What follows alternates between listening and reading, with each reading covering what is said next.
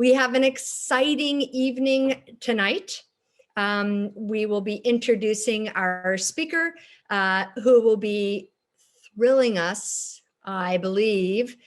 It's a surprise to all of us exactly what he's going to present, but I will tell you that everybody in the audience is fairly intimately familiar with all the things that he's invented. We will be, as you know, I just said, we'll be recording. Our speaker will talk, and then we'll still have time at the end for Q&A, as you experienced last week. So with that, Jasmine, it would be great if you could take it away. Thank you. Good evening, everyone. My name is Jasmine Lau. I'm a third-year EEC student here at Berkeley, getting my certificates in entrepreneurship and technology and design with the Satarja Center and Jacobs Institute here at Cal.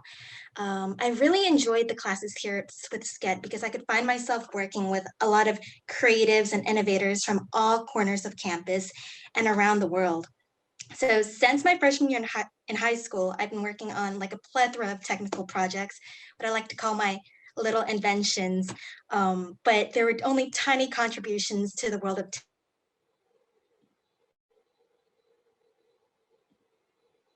Adam Chyer to this speaker series. Adam, like many of us, have a knack for little inventions, only he successfully launched his projects to share with the entire world. He was recently the co-founder and VP of engineering of Viv Labs, which aims to provide intelligent and controversial, not controversial, I'm sorry, conversational interfaces to devices and services everywhere.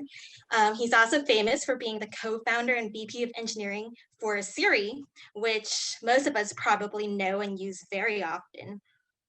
He worked alongside with Apple after the acquisition as director of engineering in the iPhone and iOS group.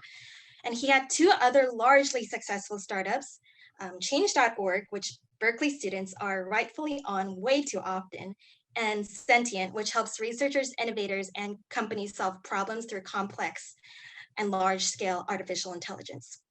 So Adam has so many more inventions, collecting like 38 patents to his name. And he's also a very talented magician from what I've heard. And I'm really excited and humbled that we get to hear from him specifically about his contributions to user interface and artificial intelligence applications in today's world.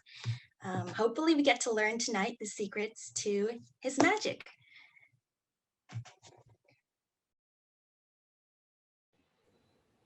Adam, welcome.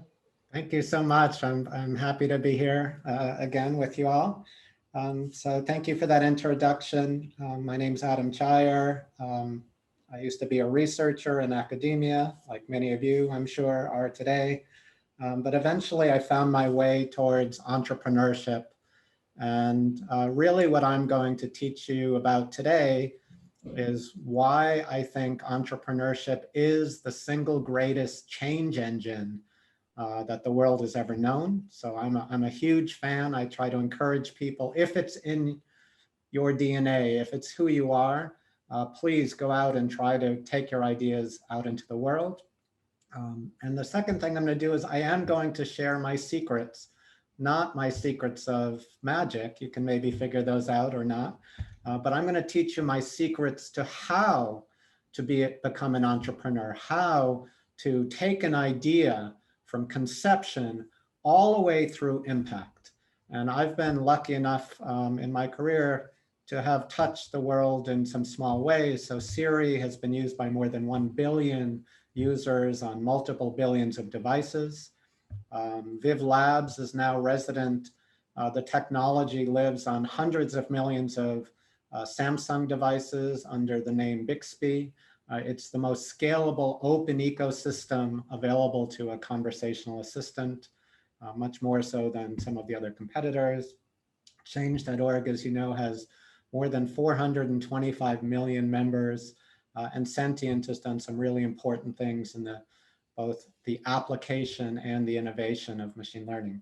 So those were all some ideas that I took. I'm going to tell you a little bit about my stories, and then I'm going to tell you my secrets of how to do it yourself. So I'm going to just start with telling you a few things that maybe you don't know about Siri, and then I'll dive right into the main meat of my presentation. Many times people ask me, well, where did the name Siri come from? What does it mean? And I always have a naming scheme behind my companies. You can ask me about some of the others, but Siri, we envisioned it as an assistant that you could converse with, that would have a little bit of personality. We wanted a human-like name that wasn't too common. Microsoft had already done a product called Microsoft Bob. We thought we could do a little bit more exotic. We wanted it to be short, able to be spelled pretty easily, pronounced pretty easily. And we created a list of, candidates. And Siri rose to the top. And I'm going to tell you a few of the reasons. So our CEO, he was Norwegian American, Dag Kitlaus. And he said, Siri means beautiful woman who will lead you to victory. So it's kind of a Norse goddess metaphor. I had two favorite meanings for Siri. One was, I'm a magician. I enjoy secrets. And Siri means secret in Swahili. So a secret is something that I know that other people haven't figured out yet, perhaps. I'm going to be sharing some of those secrets of entrepreneurship with you today. But to me, Siri was a secret, something we were very working on. Our domain name used to be stealthcompany.com with a dash, because we weren't going to tell anyone what we were going to do, and we're going to change the world. And so we played on that secret metaphor. So Siri to me is a tip of the hat back to our stealth company days. And then finally, my name is Adam. I have a son who's named Noah, and I like not the junior relationship, but I like some naming relationship between parent and child. And so Adam was the first man in the Bible. We're all descendant from Adam, according to the Bible. We're also all descendant from Noah, because there was the big flood, and he was really the father of us all as well. Both have 4 letters, both are kind of old-time biblical. So there's a relationship between me and my son through the names. And with Siri, the project I worked on before Siri was named Iris. And so I see Iris as the mother and Siri as the child. And if you think about Iris and Siri, the names are reversed. So there's some relationship between the two. So that's just a random story about Siri that maybe you don't know. A few other things just quickly. Siri, many people know when Siri was launched on October 4th, 2011. So almost, I guess, 10 years ago this year. But what many people didn't know is that before Apple launched Siri, it was actually a startup, a small startup company called Siri. I was a founder with Tom Gruber and Dag Kitlaus. October 4th, 2010. So 10 years ago this month, we launched the original Siri that was different and some ways better, some ways worse. But it had a big vision. It had an open ecosystem. It was my dream to make Siri kind of the internet, the next internet, that people would just ask a question and say, I want to know this or do that. And Siri would help you get it done for every service in the world. So that was the original dream of Siri. We launched a free app in the App Store. And 2 weeks later, we get this call and we hear, hey, it's Steve. What you doing? Want to come over to my house tomorrow? And we're like, Steve Jobs? You're calling our office? Because remember, we were pretty stealthy. We had no sign on the door, no phone number on our webpage, and yet somehow Steve Jobs called us about two weeks after launch. Actually, right about right around now, 10 years ago, and we went over to his house, and he said, "I want to buy your company." We said, "Thank you. We're flattered. Not interested. Goodbye," and we left. Obviously, that wasn't the end of the story. He convinced us that we might change the world more with Apple than without, and so we joined. The last thing I'll mention is that it seems like an overnight success, right? You just launch a free app, 2 weeks later, Steve Jobs calls you, and a little bit of quibbling, and then 2 months later, you're working at Apple, trying to make this next thing. But what many people don't know is that the first version of Siri was in 1993. So the instant success actually took, I think it was something like 17 or 18 years, 17 years at that time frame to create. So I had been working as a researcher. I created a prototype that I thought was beautiful and really had the vision for Siri as a multimodal conversational way to interact with all information in the world. I've been pursuing that vision for, I don't know, way too long, since 1993. Still not entirely successful, but I keep trying. So I just wanted to let you know that the Siri that came out of nowhere was actually years and years of research and hard work. But after doing all that research, all of that work, I then hit on the idea of how to take it into the world. Maybe it's through entrepreneurship. And with that, I will get started. How do you start a company? How do you take this idea that maybe you've been thinking about or working on for a long time and take it into the world? You actually need, I say, 3 things to become an entrepreneur. So here's the 3 lessons, and I'm going to teach you each of these lessons. The first thing that you need is a differentiated idea. I'm going to actually show you a slide. I prepared some paper slides. So if you're going to work on an idea, it could be a small idea or it could be an idea as big as the internet. I say, pick something big, pick something exciting that will change everything, that can touch 1 billion people. Because if you're an entrepreneur, you're going to spend all your time working on it anyway. So you might as well work on a big idea rather than a small idea, just because you'll have bigger impact, bigger payoff. So once you have your big idea that can touch a lot of people, if successful, you can't just tell people about it. You need to build a prototype, and you need to explain how is this magical, crazy idea better than the competition. Now, why do I use the word magic? Because I say that an entrepreneurship and a magician are exactly the same.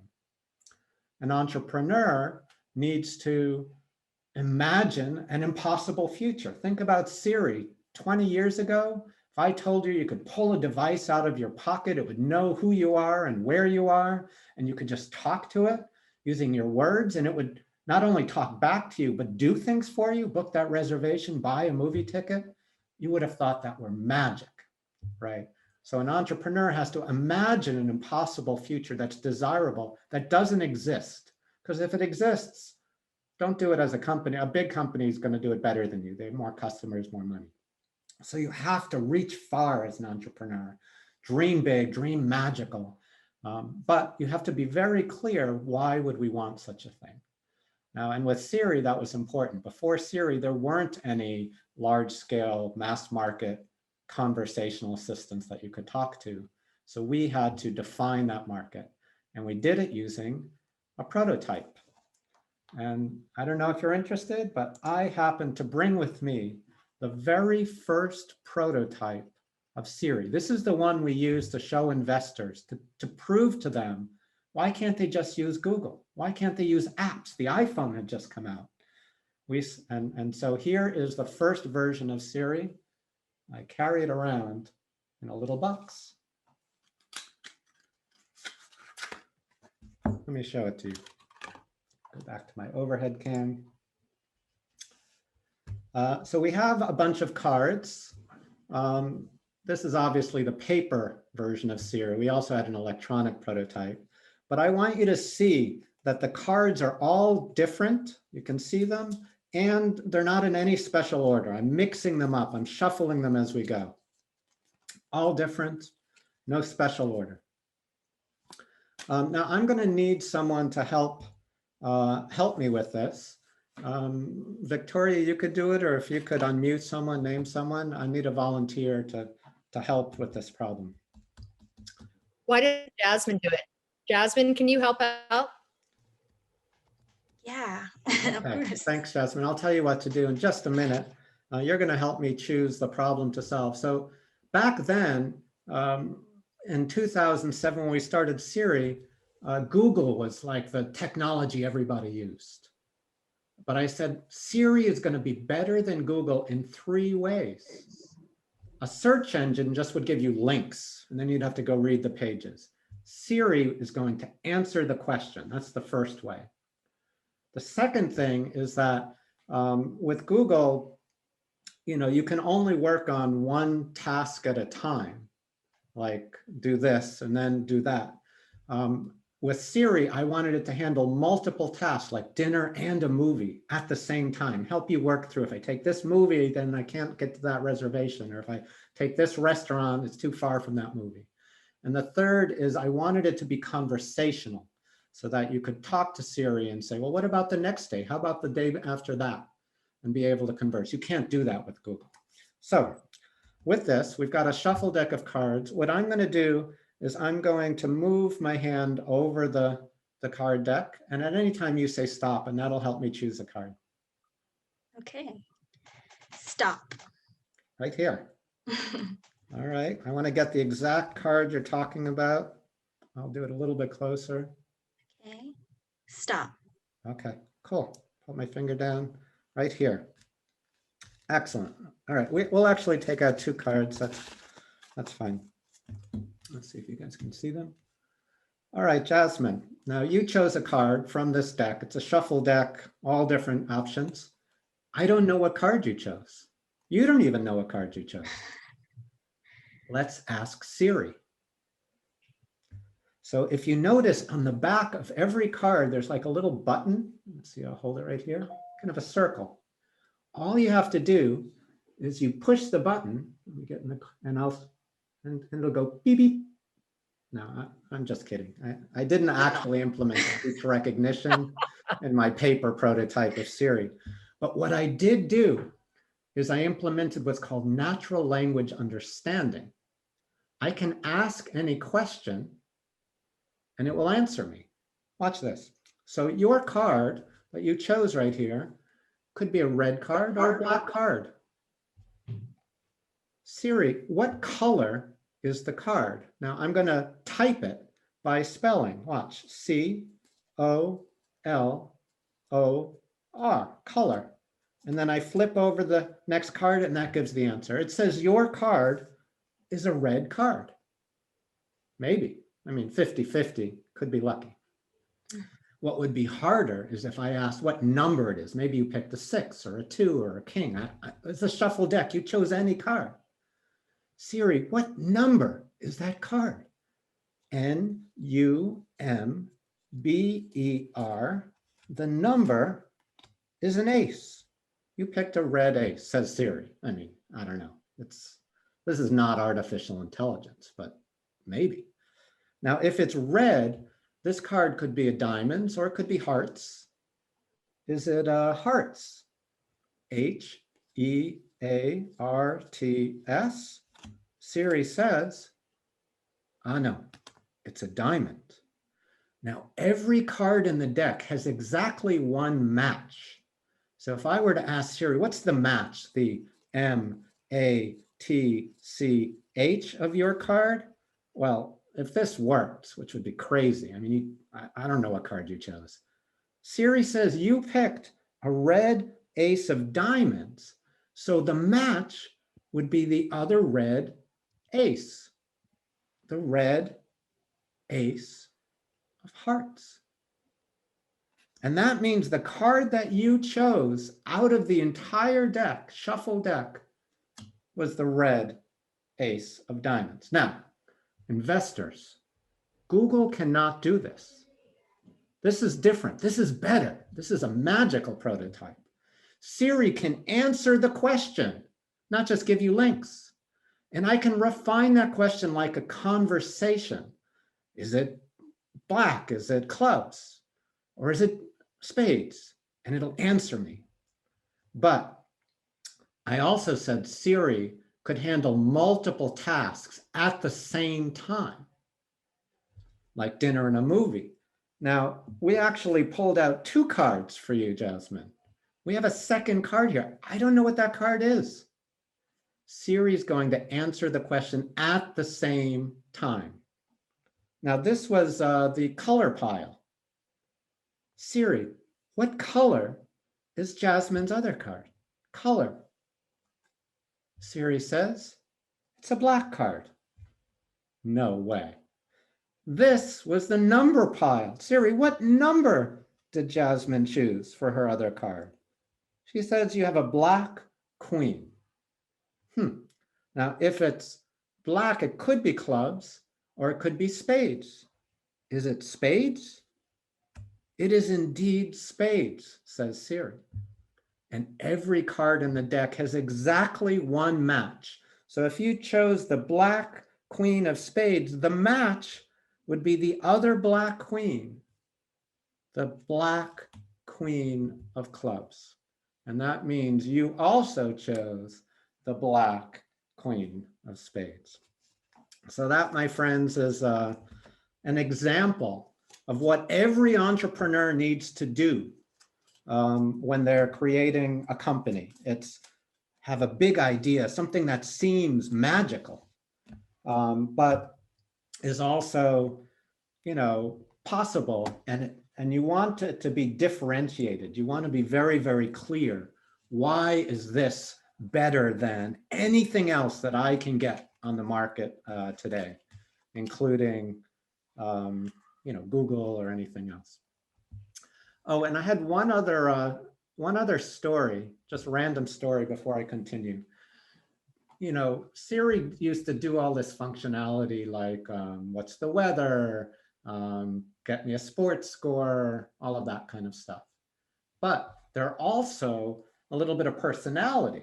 So many people love to ask Siri all sorts of questions, not those domain functional questions, but kind of the chatty questions. And I used to run Apple's, implementation of Siri. I got to see the logs. Do you know what the number one question that people ask Siri? The non-functional, just a chat question. What would you ask, Jasmine? What kind of questions would you ask? Or maybe your kids ask if they're playing with Siri. Any ideas? Are you real? Are you real? That's a good one. I see in the chat, there's what's the time? That's functional. What's the weather? I saw one, can you marry me? Actually, that's in the chat, we're seeing it. That's actually the second most popular. And the single most popular question is, Who are you? Close. It's always about relationships. It's, do you love me? It's, do you love me is the number one most popular question. We implemented all those types of questions back into our prototype. Let me show you. I have to cut the deck and kind of start a new conversation, so to speak. So if we were to say, do you love me? I would say, Siri, do you love me? I have to type it, sorry. Love. And Siri says, she loves me. She gives me a heart. So there it is. Number one question people ask Siri. All right, so that's the first lesson. When you have an idea as an entrepreneur, make sure it's a big idea, a magical idea. And we really did this with Siri. We didn't do it, obviously, with paper cards. We had a software prototype, but the idea that everyone had an iPhone in their pocket in 2007 with Google on it, with apps. And we said, we've got a question, we've got a problem to solve. Can you solve it using Google? Here, you have 5 minutes. I've got some money on the table. Can you solve it using Google? Apps, smartphones, Wi-Fi, the internet? And they couldn't do it. And then we pulled out Siri and solved it in like 30 seconds. That was a way of showing why is our idea better than the competition. That's important for every entrepreneur. Okay, so that's step one. Lesson two, let me get lesson two. Now that you have your big idea, bring up the slides again. You're going to need a team to help you on this quest. Now, I've determined, at least in my view, that there are 4 skills you want to have in your founding team. Now, you don't need 4 people necessarily. Maybe you can handle 1 or 2 or even 3 of the skills, but it's rare that one person is world-class in all 4 areas. So what are the 4 areas? You need a visionary. You need someone with the big idea and who sees the long view, who understands how this is going to impact the world, right? And that may take 20 years or 30 years, but they see it, they know it. You need a marketeer, someone who can actually sell that vision to investors, to customers, to potential employees. They need to know the right way to send that message of that big idea. It's often not easy to boil it down into the right words. Number three, you need a product person. Because the idea is so big and so powerful, you may not get there in one step. So a product person is going to build a roadmap. They're going to say, great idea. We're going to start here with step one. Then we're going to do step two. Then we're going to do step three. Here's why we prioritize and order it in that way. And here's how we're going to get to that end goal, step by step, being successful as we go. And the fourth is you need a builder, someone who's going to stand up and say, I will deliver this on time and on budget, this roadmap. I can, I've got this. So those are the four skills. And so every entrepreneur who wants to start their game-changing company out there, you should be thinking, which one am I? Or which ones am I really great at? Where do I focus? And then once you know that, you want to build up the credentials and the skills and the capabilities to really be great at that one or two or those skills that you pick. But then the next part is if you need all of these skills in your founding team, and remember, when investors are looking to fund something, team is probably the biggest part of the equation, right? Ideas change a little bit, implementation, they don't expect you to have a ton built out yet. They're betting on a team to be able to carry off this big vision. That means you need to find other people to work with you on this. Adam, Kaylin Schlegel has a question while you're on that slide. Which one do you consider yourself? Or ones? Oh, that's interesting. I worked at SRI International for a long time, and they're good at kind of putting, you sort of need to be a one-man or one-woman shop, right? You have an idea, you write a proposal, you sell it, try to pitch it to the researchers, then you build it, and then you write the publication, you file the patent. And so I'm pretty good at many of them, but I'm not world class. And so I say what I think I am best at is I have ideas, big ideas about where the world is going or where it should go. And I would say I'm strongest as a visionary. I can pitch marketing ideas a little bit, but and I'm comfortable speaking in front of an audience. But when I met Dag Kitlaus, wow, he is way better at I am at telling a story in marketing. He's a marketeering CEO. I go, this guy will be able to do it. I have ideas about the product roadmap, but getting into every little nook and cranny, I can find better people to work with me on that. Tom Gruber was really our head of product and design and really drove it. And in terms of building it, I'm very good at the early stages building the prototype, but I know there are better software engineers in the world who can create a commercial quality version of what I do. So I would say I'm a visionary first. I'll build the prototype to be able to communicate the vision, but then I'm going to go hire a team and say, go build this. And I'll work with a product and design person to get everything perfect. Thank you for the question. That's a great question. So I'm going to tell you, once you kind of have your picture of who you are and what you're good at, and you're going to need to find people to complement you, I'm going to use the story of Change.org. Change.org, what is it? It's a petition platform with hundreds of millions of people trying to work together.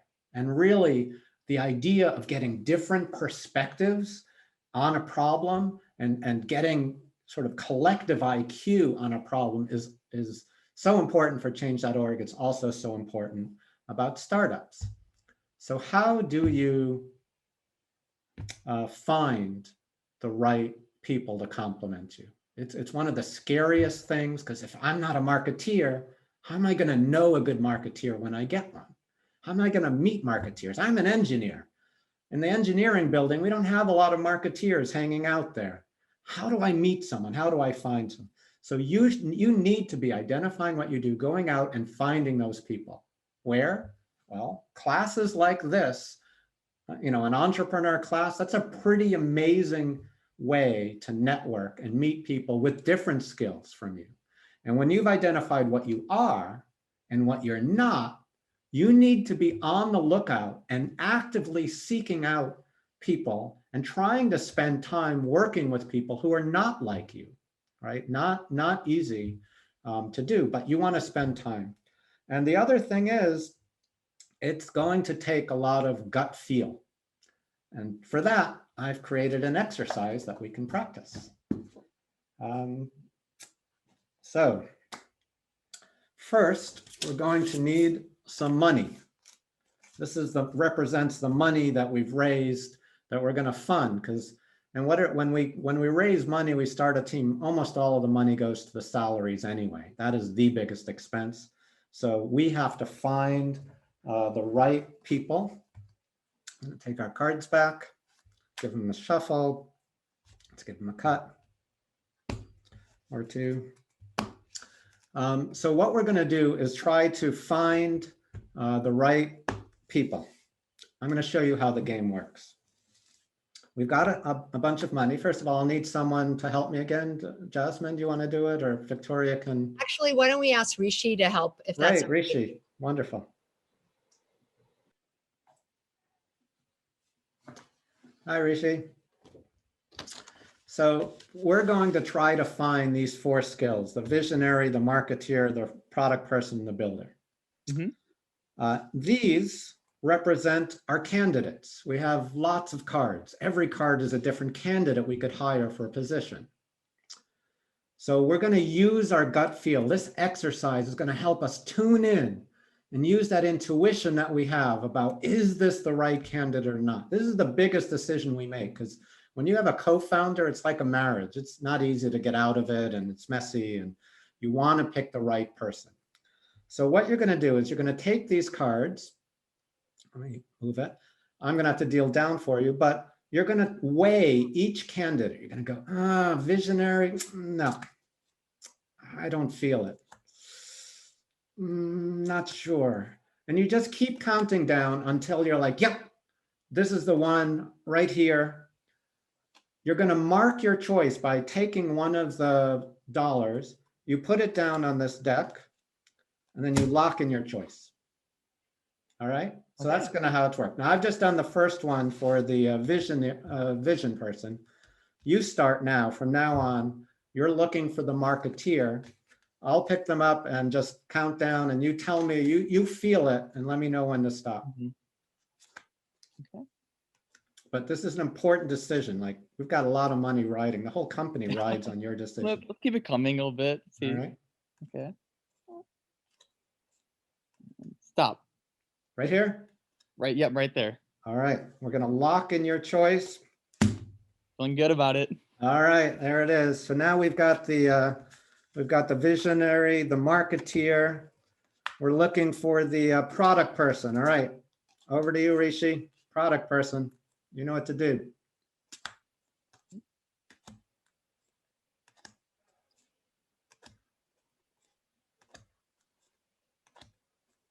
Man, this is intense. This is like so important.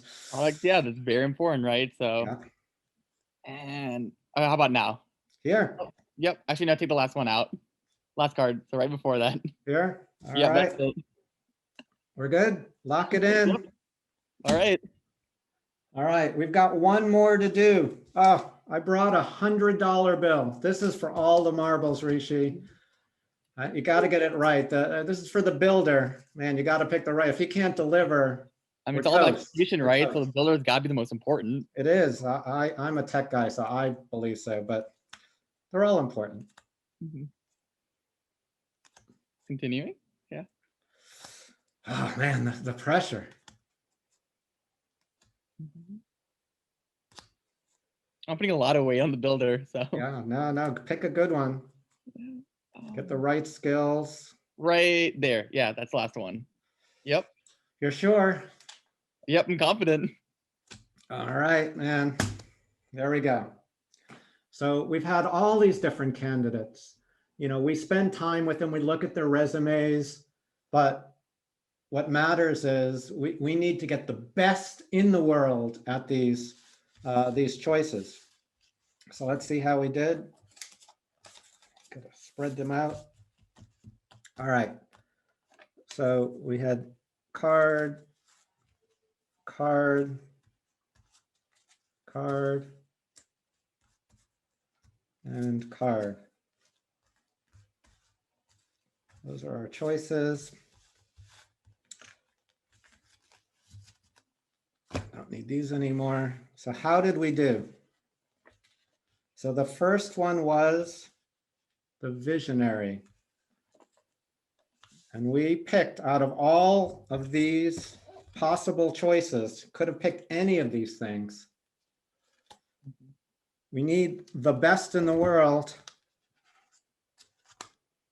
Ace of diamonds. Now, the reason the ace of diamonds is the only candidate is that the diamonds are at the end of the rainbow. The visionary can see the long path and how we're going to lead to glory, to diamonds. Now, I think that's pretty impressive. But remember, I chose the visionary. So, you know, maybe I did something. But from here on, it's all you, Rishi. Yep. Feeling pretty good about it. Marketeer. We chose the ace of hearts. Now, the marketeer makes you fall in love with the product, that understands it and just really feels it. This is the only candidate out of the entire deck that could have done that job. So we're on a good path. You're doing fantastic. All right, number 3, the product person. Product person is ace of clubs. The product person has to really think about step one, step 2, step 3, really dig in and define that product in step 1, step 2, step 3. Only the ace of clubs could do that. I think that is the absolute perfect candidate. But as you and I know, as kind of tech people, maybe it's the builder that really matters. We have a lot of money. If we can't deliver this product, it's all over. You went deep. I would have maybe stopped a little earlier, but we'll see. The builder can only be the ace of spades, the guy who's really going to dig in and do it. So Rishi, out of the full set of possible candidates, you used your intuition. You thought of exactly the right choices to put together the team. And with this team, you're going to be able to raise money and go off and build a product and be successful. That's a huge step. You need the right idea, and then you need the right team. Excellent job. Thank you so much, Rishi. All right, we're well on our way. So there's really only 3 steps to entrepreneurship. It's so easy. It's that easy. You need the right idea at the right time. You need the right team with the 4 skills: the visionary, the marketeer, the product person, and the builder. And then with the right idea and the right team, you can now raise money, right? Now you can go to investors. You go, I've got a big idea. It's differentiated. Got the team to pull it off, world-class in every department. They'll give you money. And now it's all about execution. And I have something to say about that. Now, the way it works is that when you raise money, that money gives you time. In fact, you can calculate the number of days until you die as a company, literally. Why? If you raise $1 million and you spend a certain amount of money every day, right? You're paying out your office costs, you're paying out the salaries. You can figure out when are you going to run out of money. And the whole game as an entrepreneur is with the time that you've bought, you have to produce more value than you spent. It's in your control if you make efficient decisions. So if you kind of mess up and you pivot too many times and you don't produce something good, when you run out of that money and it's time to raise more money, they're going to look at what you built and say, no, I don't see it anymore. It's not worth anything more. But if you do something great in that time, you can now raise more money at a higher valuation. And entrepreneurship is like a stair step. You earn the right to get onto that first stair. You have so much time, maybe a year, maybe a little more. And if you produce value, you can now raise money at a higher valuation, and that gives you more time. And it's a game of raising money and getting bigger and bigger in terms of valuation, producing more and more value. And then at the end, you either go profitable, in which case you control your own destiny. Now, if you're making more money than you spend, you can do this forever, right? So you don't need to ask anyone for money anymore. Or you exit, right? You're going up in value, you're going up in value. Well, at each step, it's going to be about double. If you've raised money at a 10 million valuation, your next round has to be at least at a 20 million of value. Then after 20, you have to raise at 40. Then after 40, you're like getting close to 100, then 200, then 500, then $1 billion. Every time it doubles, it's an exponential curve. That's a lot of pressure. And so you need to choose, if you're not going to go profitable soon, you need to get off the merry-go-round at the right time. Exit either as an IPO or through an acquisition. And if you can't produce enough value and this increasing urgency to double every time, then you die. It's a down round is a terrible thing. So how do you do that? How do you create value at each step? You have a certain amount of money, certain amount of time, because every time you hire a new person, that shortens your runway, but you can produce a little more. So hire the right people. We learned about that in the last lesson, but this is how you do it. So important or efficient decisions is really what's going to make you successful at every step of that staircase. And how do you do it? Steve Jobs says, people think focus is saying yes to the thing we've got to focus on, but that's not what it means at all. It means saying no to the hundreds of other good ideas there are. Innovation is saying no to 1,000 things. And that's the key to efficient decisions. And you're in luck. You're saying, well, how do I do that? How do I make the right decisions? I've come up with a little exercise to help you practice. So with that, I'm going to, while I get set up, could you help choose someone who's going to help me in this exercise? Victoria, would you pick someone to join me? I just promoted a student, so. Why don't we have Pranati do this Yeah, one? let's try Pranati. Okay.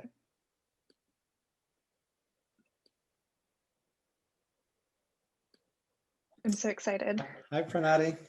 Hello. It's a lot of pressure. You saw what Rishi went through. But Yeah. so I've got another little game that we're going to play. We've got these. Let's see if I can make this a little bit easier to read. We've got all of these choices, just like in life. There are so many things we could do. You could imagine these being candidates sort of like to hire like we did in the last round. Adam, Yes. because we have a lot of engineers in the audience and mathematicians, they are pointing out that 5 and 6 are not in the right spot. Ooh, thank you very much. Good thing we've got I came to the right place. 1, 2, 3, 4, 5. Thank you. That would have, obviously not, we want to be nice and clean and neat. So the other thing that we have is we have some money here. I have 5 coins. Think of those as your tokens. And the final thing I want to point out before we start as we look at efficient decisions. So each of my lessons, my 3 lessons, is based on one of my companies. The first one was based on Siri, how to make a big idea, differentiated prototype. The second was on change.org. It's all about people. This one is going to be based on Viv Labs. I told you we always have names, like Siri is started out as stealthcompany.com. Viv we actually started out, again, a very obscure name. We called ourselves 65labs.com. So 65 was like this core number. I'll tell you why a little bit later, but this is going to be a Viv themed game. So with that, here's how the game works. Think of these as options. But as Steve Jobs said, making efficient decisions, innovation is about saying no to 1,000 things. So the way that's going to work is that you're going to pick a token and you can choose any option. You could prioritize any feature. You could choose to hire any candidate. But when you choose some example, this is going to eliminate all of the other choices in that row and in the column and in that row.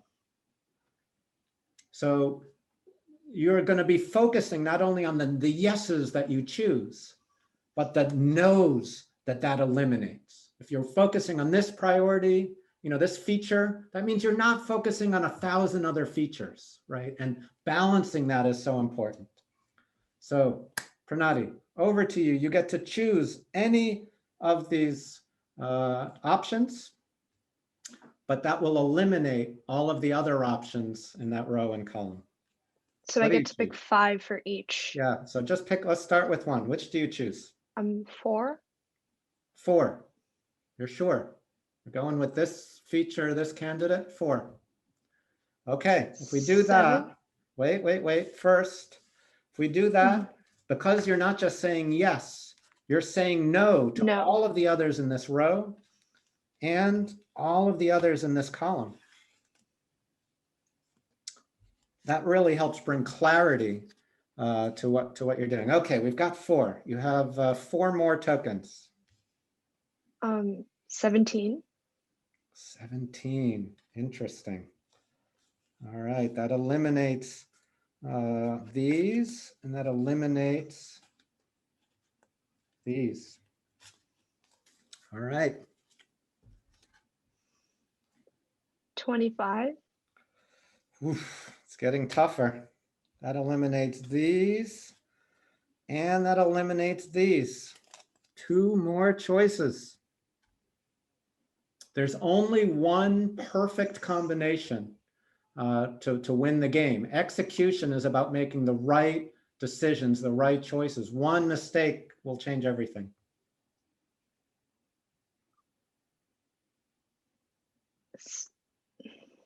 6. 6.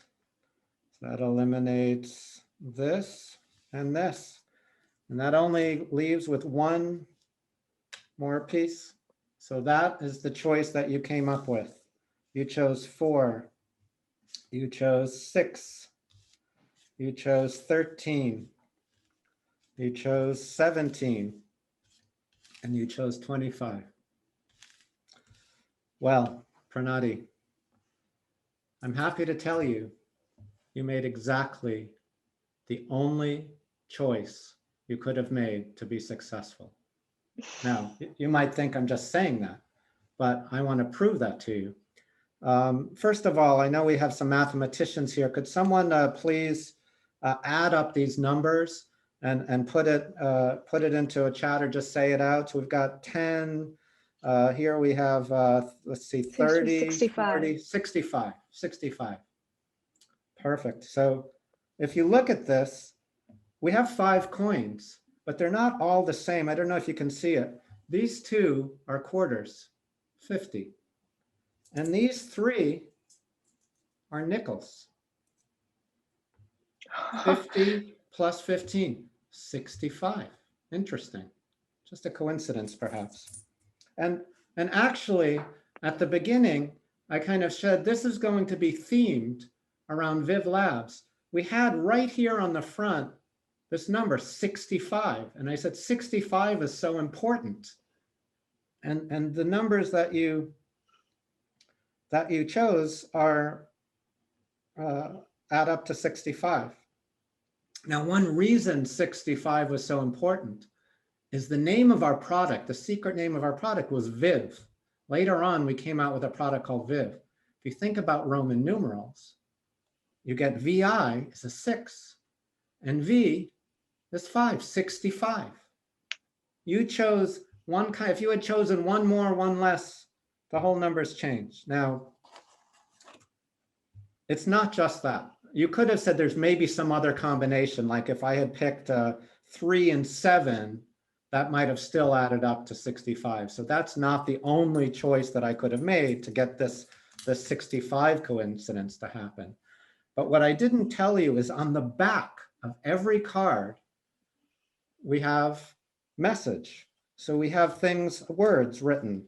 So we have Siri and Vlingo and IPO and goes out of business. I'm glad you didn't pick that one. Nice job. We have Alexa and Wit AI. All of these, every number had a message, had a word on the back, but you chose exactly this sequence. Let's see what it says, what it means. On the 4, it says 6-5 Labs. Interesting. That's actually the name of our company when we started Viv Labs. We called ourselves 6-5 Labs. On behind 6, you chose rebrands as. All right, 6-5 Labs, rebrands as. 13, Viv Labs, that's exactly right. That's what we did. That was the exact path, the decision we made. 6-5 Labs rebrands as Viv Labs. 17 is acquired by. Now, thank goodness it wasn't that goes out of business number or folds. That would have been bad. Now, acquired by, not Google, not Facebook, not Amazon, but you chose Samsung. And that's exactly what we did. That was the exact decision path that we chose. And you managed to get it exactly right. So wonderful job. And the key lesson there is when you're executing on your business, you've raised money, you've got the right team. It's all about making the right decisions. And to do that, you need to focus not only on the yes, oh, I want to do this, I want to do that. You also have to focus on what that eliminates. You have to say, if I do that, if I hire this candidate, that means I'm not hiring this candidate, this candidate, this candidate. If I prioritize this feature, that means I'm not giving full priority to these other features. And you need to weigh that in a balanced way to make efficient decisions.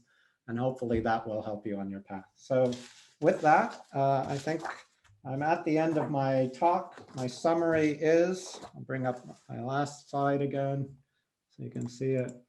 So today I presented to you 3 ideas to entrepreneurship. First, have a big idea that can impact lots of people and show, don't just tell people, build a prototype to show people why this is better than the competition. Be very clear. Siri, you can answer the question, not give you links. You can refine the question like a conversation. Google doesn't do that. Apps don't do that with that context and that short path. And you can handle multiple tasks at the same time. Then once you have your big idea, like with change.org, it's all about people coming together to collectively work together. You need the right founding team skills. You need a visionary, a marketeer, a product person, and a builder. And then finally, once you've raised your money, it's about making efficient decisions. Focus not only on the yes, but on the no. Saying innovation is saying no to 1,000 ideas, and you have to weigh that balance. And that will hopefully let you produce more value at every stage, so you keep getting more and more successful as you grow. And that's what entrepreneurship is all about. So thank you very much. And with that, I open up to questions. Adam, my hair has changed because I'm pulling it out. I'm stunned. We'll bring some, we'll have our magical students come on in and ask some questions. Cameron, you had a question. Thank you. Hey, Adam. Thanks for entertaining me and the rest of the students here. That was truly magical and amazing. And I appreciate the efforts you've gone to present a very engaging and memorable panel or webinar, whatever this is. So I was just curious if you have any comments on like your personal ideas about where humans and computers should, combine or not combine, and what for you as the visionary person, how you feel about this trend of sort of human-computer interaction, in any interpretation of that, privacy or tech or. Yeah, it's an interesting and complex question. There's a book that John Markoff wrote. He's kind of the well-known. He was a New York Times writer for a while. He wrote a book called Machines of Loving Grace that explores a lot of this question, so you might enjoy it. And he really places this on what is the role of AI and machines in humanity, and really kind of pitched it as two sides. He says in some visions, and this is where I like to live, and he talked about Siri, and non-obviously he put it on what I view the right side is, he said, computers should be a tool to augment human intellect. So he called this duality IA versus AI. And so IA is intelligence augmentation. And what that means is it's about us. Tools are just amplifying our capacities, our knowledge. They're there to just help us be better, but we are first. And for me, Siri was always like that. All of the things I've worked on is trying to be a tool that helps an individual or a community extend and amplify their capabilities, but they're in control. They make the decisions.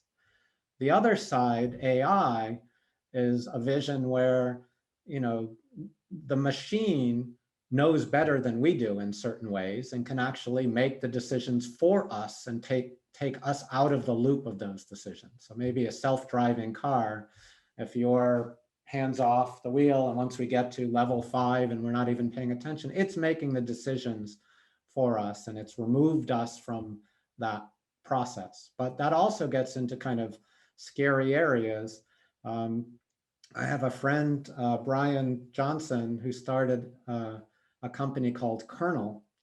And there, you might have heard of Neuralink. Elon Musk started Neuralink. Kernel is Neuralink on steroids a couple years before Elon Musk did this. He's literally talking about brain machine implants, where he literally wants to put computer chips in our brain. And for people who don't think that will happen, it already exists. If you think about cochlear implants, the way cochlear implants works is they literally open up your head and do brain surgery. They put in chips and link them up individually to neurons. They put out, then they sew you back up. They put a microphone and software processing the signal, the input signal that stimulates electricity on the neurons. And your brain learns through neuroplasticity how to adapt and understand these completely new signals, even though they are very different than the signals that used to come in. I'm like, whoa. So if you can do that, if the machine of the human brain can adapt to inputs and you can bind the two together, how far is cochlear implants from the idea that I can just think of something and transmit it to you and you'll be able to interpret it, or I can have infinite memory that's now accessible in my brain? I'm actually, I'm not sure I want this, but I actually believe that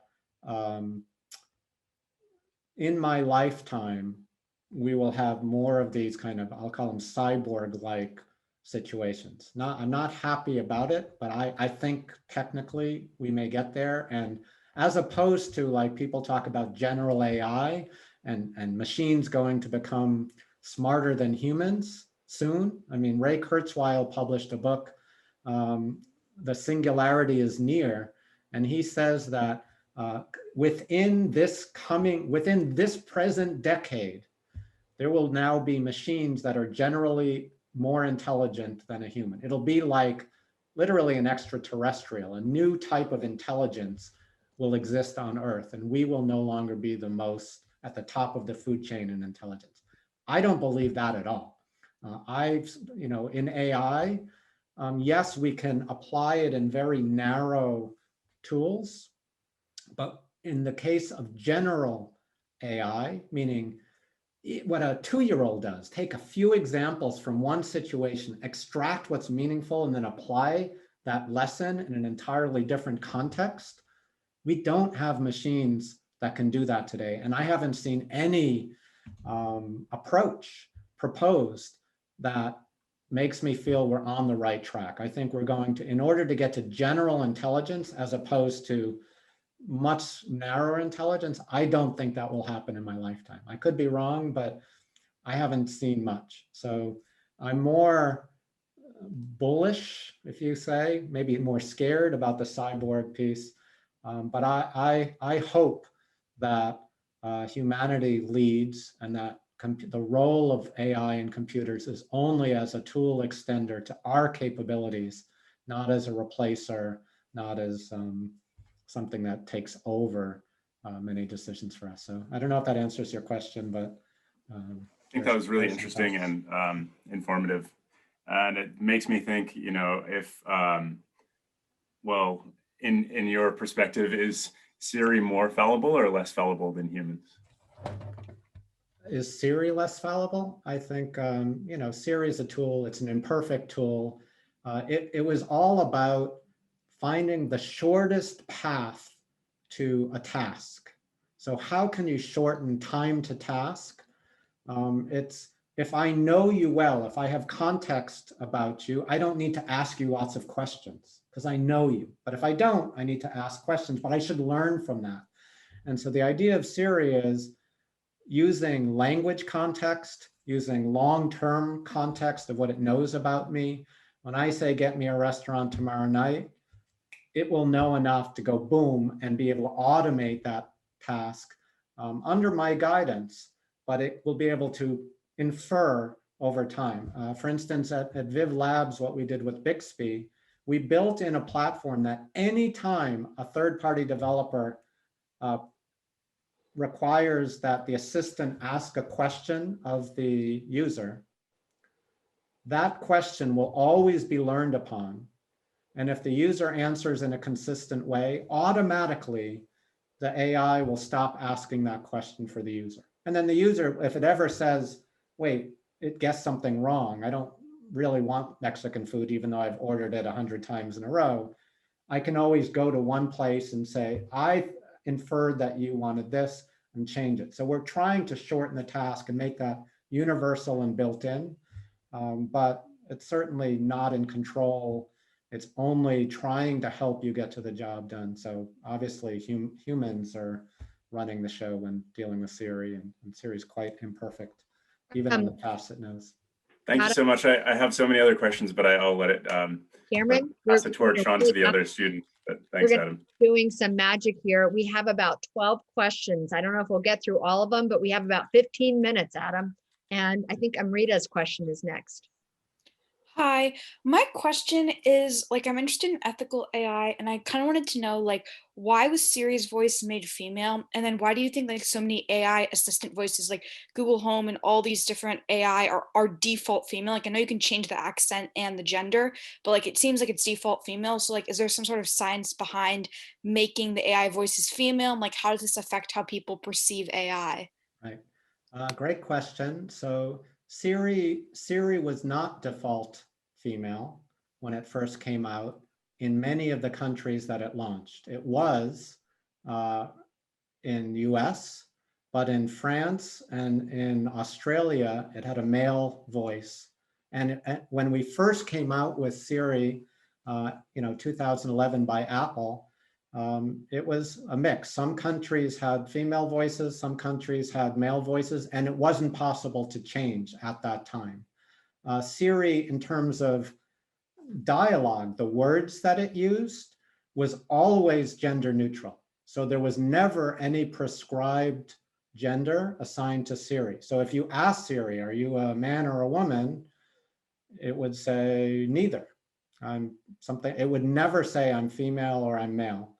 And the fact that people ascribe certain tones to male or female, we chose a range of tones, again, in different countries, different languages. So some are what would be prescribed as male, clearly more male sounding, and some were female. But at least in my approach and what we had always envisioned for Siri, I wanted a user to be able to prescribe what they thought they wanted Siri to be. There was a backstory for Siri. We had to answer very important questions in a consistent way. If you're going to be able to converse with an entity, you need to be able to answer questions like, is it male or is it female? And we chose neither. Is it human, machine, AI, or other? What's the relationship to Apple? Is it an employee? Is it a fan? Is it independent? What tone do you take with all of these kinds of questions? Because the responses that you get, so we wrote a backstory with answers to those questions, and then we dribbled out clues about those answers through some of the chat things that I referred to in one of my magic tricks. So if you used to say, what is your favorite color, Siri? It would actually give some interesting, revealing information. I don't know if that's persisted in the 9 years since then, but it would give interesting perspective on, is it male, female, human? There was hidden in the answer to that, other, AI, machine.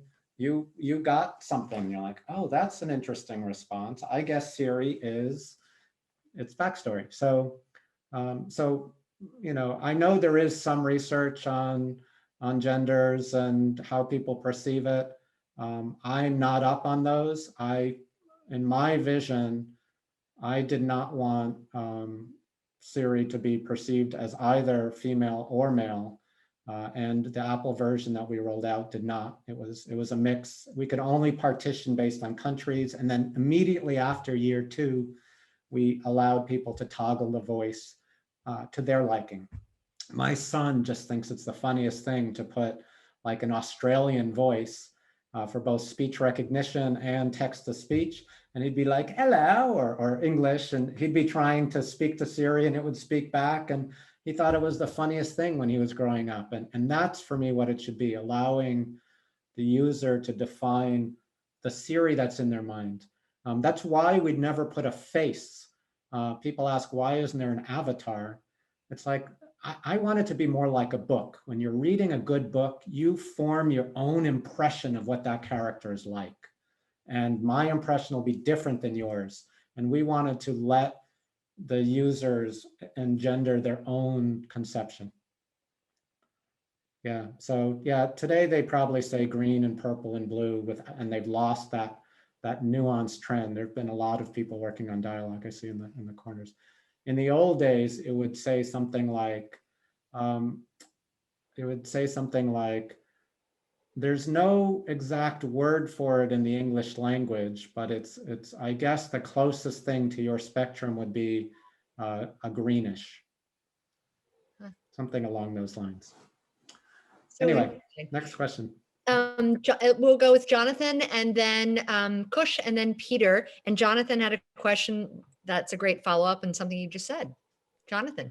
Yeah, so my question was, do you have any books that you've read on entrepreneurship that you could recommend to all of us? That's a great question. Honestly, when I became an entrepreneur, I literally did not know what I was doing. There weren't entrepreneurship classes I had taken. I didn't have an MBA. There weren't conferences to go to. I didn't even know any entrepreneurs. So I've always taken the approach of just make it up and go for it. And I broke every rule. So for instance, every book I'm sure you read on entrepreneurship says Focus, focus, focus is the key. Otherwise, you'll never succeed. None of them said, start 3 companies at the same time. And yet I did. And it worked out okay. Siri was my day job. Change.org was, or Sentient was my night job, and Change.org was my side hustle project at the same time. And it worked out. All 3 of them were successful. So I've always personally had a little bit of a distrust somehow about entrepreneurship books. It always felt to me, I'm a magician, so I'm a skeptic by nature. I'm like, all right, what are they selling? And it's, you know, I don't know. I don't have any entrepreneurship books that I will recommend. However, meeting entrepreneurs and hearing their stories as best as possible, I think is interesting and informative. And it's different than reading a book. So I guess if I were to pick one, there's a book called Mad Men of Mobile. So I don't like the title. I don't like a bunch of things about it, by Danielle Newsom. I was featured in one of the chapters, but basically I would look for books that are about entrepreneurs that are kind of in the space that you care about, and just hear their stories. Don't tell them how to do it. And when I give you my lessons, take them with a grain of salt, but learn from stories, and then think about them not as this is the way it has to be done. It's just think of them as this is interesting, I'll consider it, but then I'm going to do it my own way. If you find your own way, that's the most important thing. So Thank you. Answers. I appreciate that. Sure. Kush, if you want to go, Kush, if you'd like to go next. And then Adam, just so you know, so we get feedback for the speakers, I'm going to go ahead and just post the feedback link while Kush is asking his question. Great. Hi, Kush. Hi, Adam. Absolutely a fan of Siri and Change.org and of you. I Okay. really think you helped create some of the products that have really changed the world, yet it seems the initial idea wasn't something that was really quite obvious. So I really want to know, from the perspective of a software and sort of product engineer, and you as a visionary, what fields or industries do you see exploding within the next 10 years, which perhaps most of the world currently right now isn't really looking for? I guess, where do you see the next great transformation happening? Yeah, so that's a great question. Thanks for asking. So one of the tools that I did in my career, and I think you should all do this, it's been one of the helpful things, is in 2004, for me, it was the 10th anniversary of the web. My first web browser was 1994. So 10 years in, I said, that's interesting. The web is taking off. I see certain trends going. I'm going to make 10 predictions, 10 public predictions for the next 10 years. And I took a month and I read analyst reports and, you know, whatever was hot at the time. And I came up with those 10 predictions. And once I had that, that gave me an informed opinion about major trends. 10 years later, about 8 years later, you can actually find this on the web. I presented at a conference and said, about 10 years ago, I made 10 predictions for the next 10 years of the web. This was the presentation I gave, and I'm going to score myself on how well I did. Some were really good. My my top 3 predictions directly turned into the 3 of the companies I've started. So one of my controversial in 2004 things was I said, social networks are going to go mainstream. Now, this was crazy to me. I wasn't even sure. Facebook was just starting. I'd never heard of it. LinkedIn existed, but it was a niche market.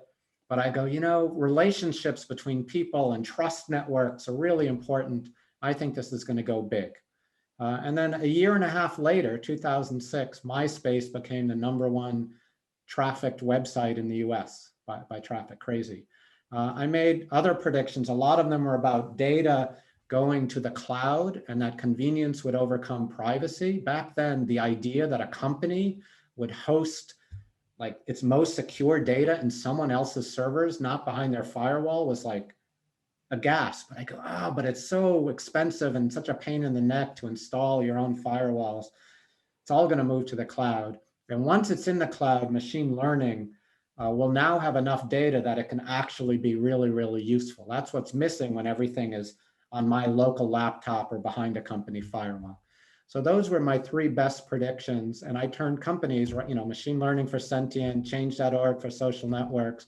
And then I said there'll be a new user interface to access all the data and services now available in the cloud. And that became Siri. So in 2013 or so, I made those predictions. And then I made 5 predictions for the next 5 years. So basically from 2015 through 2020. And you can go back and see how did I do on those. So it is now time. I'm still early, but it is exactly the time when I need to go back and score myself on those 5 predictions and make my 5 or 10 predictions for the next year. I think you should all do this exercise for yourself. So I'm not going to tell you my views because, why would you believe them anyway? You need to understand, you need to do the work to understand and believe them yourself. Ask questions like, is Bitcoin going to be a fad, or is it going to, just become everything? Is augmented reality, is it going to crash because Magic Leap, was too early and really messed it up? Or is Apple going to come out with something and make it mainstream? Or will it always be niche? Things like that, or pick any topics that you have. I'll give you 2 that I'm thinking about, and I won't tell you what it is. One is, I think there may be a shift towards privacy. And I haven't determined if and when and what the triggers are, but back in 2004, I said convenience is going to trump privacy. And so everything will move to the cloud.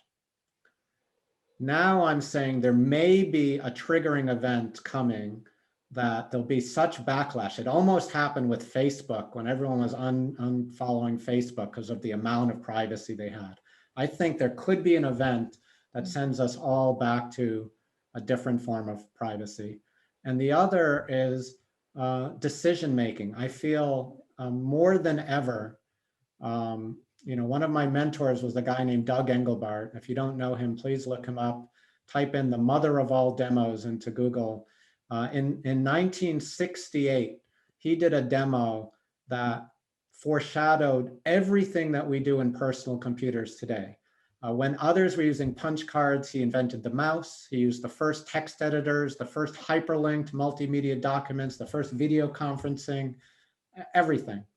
And he did it because he said the world is going to be faced with global important problems, pandemics, climate change, human rights, animal rights, hunger, poverty. These are big issues that unless we can get better at collective problem solving, we will not survive as a species. And it feels to me right now that the world is really, his early predictions are like more tangible than ever. And I think there may be some real important work done in this area where there's been very little in the past. So those are 2 that I'm thinking about, but I haven't yet committed to my 5 or 10. Thanks, Koshin. Thank you, Adam. Adam, I'm conscious of your time. We have a lot of questions, but I'm wondering if you'd be able to take Peter's question still. Sure, I'll take one more. Last Peter one. asks about, everybody's not maybe favorite or not favorite topic. So Peter, you want to ask? Absolutely. Thank you very much for a magical talk, Adam. I once had the pleasure of attending a series event called Fuck Up Nights in Tel Aviv, where multiple entrepreneurs would come and talk about their biggest failures. And my question to you would be, if you were invited to such an event, what failure would you talk about and what did you learn from it? Yeah, so I have a different answer than I think everyone else at that conference will be. First of all, I'm an eternal optimist, so I keep trying. And I never go back and second guess a major decision in my life. I make the decision, move on. And I never see it as a failure. I see it as a learning moment, but I don't define it, my decisions, my path, as a failure. Sometimes I'll try something and it doesn't work. And my response is, huh, that's interesting. I wonder why it didn't work. And I think about that and I learn from it, but I never consider it a failure. So that's part of my answer. I am constantly striving for the goal. And if I haven't succeeded yet, I don't fail unless I give up, right? So for me, failure is giving up, and I've never given up yet. I haven't given up yet. I haven't succeeded on pretty much anything, but I haven't given up. So it's not a failure. It's just a learning point, and it's going to take a little longer than I thought it would, right? So by this definition, I think everything that I have done has been a success, and everything that I've done has been a failure. People say, wow, you created Siri, you must be so proud. I'm like, yes, I'm proud.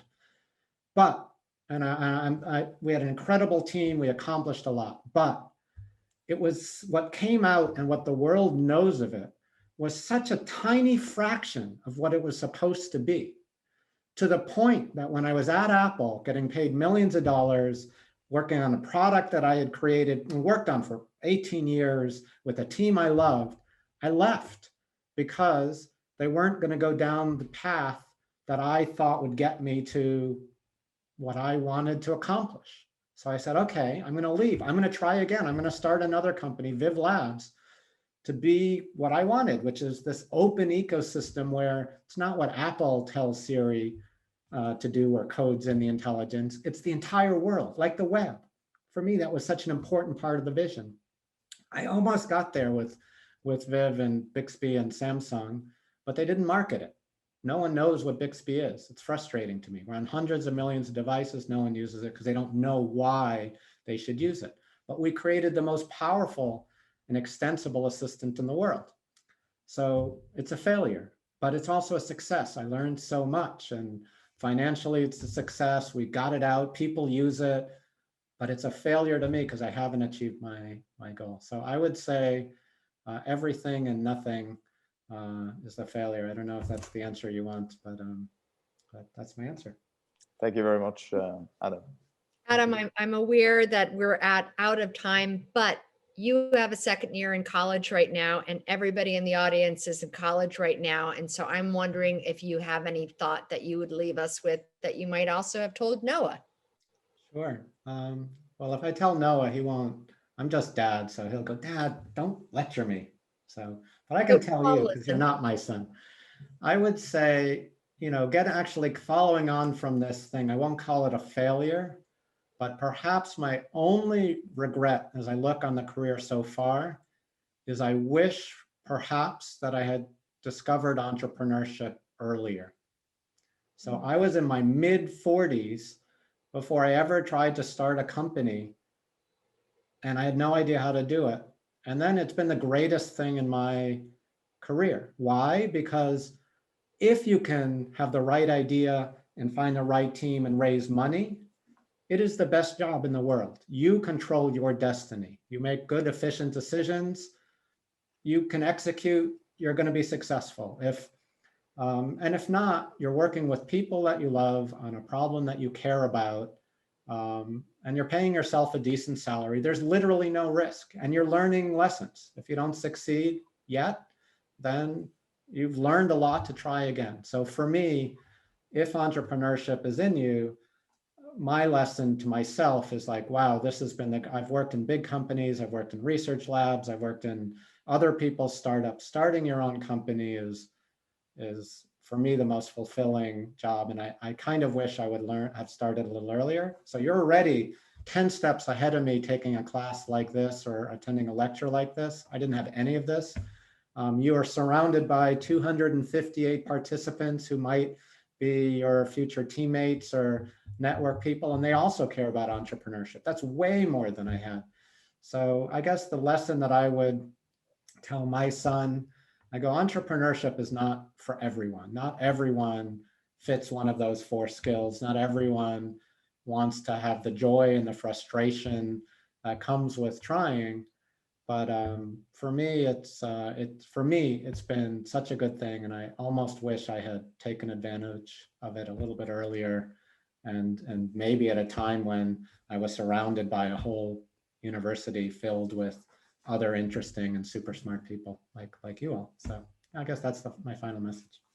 Well, thank you for being with us. It has been such a stunning treat. I don't think I've ever said that before. We appreciate it. It's been incredible. You're always welcome here, and you really are magical.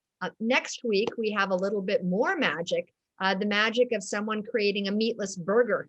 We have Pat Brown here from Impossible Foods. Wow. So Adam, thank you, thank you. I'm sure people will be interested in getting in touch with you. I don't know if there's some way to connect, if there's anything that you would recommend. Yeah, you can find me on LinkedIn or send me an email. I'm adam@chayer.com, first name at last name.com. There you go. Have a wonderful evening, and thank you for such a treat. Okay, bye.